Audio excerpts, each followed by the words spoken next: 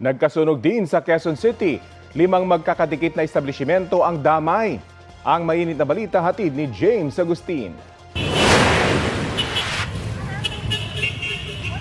Binulabog na nagangalit na apoy ang mga residente ng Holy Spirit Drive sa Barangay Holy Spirit, Quezon City pasado alas 4 ng umaga kanina. Mabilis na kumalat ang apoy sa magkakadikit na commercial establishments.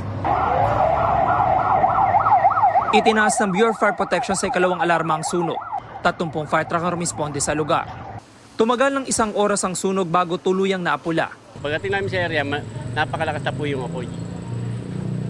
Yun po ang nakita namin, napakalakas ng apoy. Tapos may pumuputok pa ng mga tangke, sunod-sunod. Ang restaurant ni Tarek na halos 1 taon pa lang bukas, naabo na. We are a refugee here. We've been repatriated from Gaza almost 2 years, and this is our main source of income, you know. So we are surviving day by day, to be honest with you, in terms of paying the house, fooding, and all of this issue. But now it become very complicated. Ayon sa BFP, kabilang sa mga natupok, ang 3 kainan, 1 pet shop at 1 botika.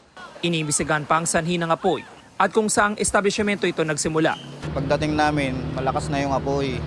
So doon kami nahirapan kasi naturihan siyang commercial, tapos ang puro lights material ang gawa sa loob. Walang nasugatan sa sunog. Inalam pa ng mga otoridad ang kabuang halaga ng pinsala.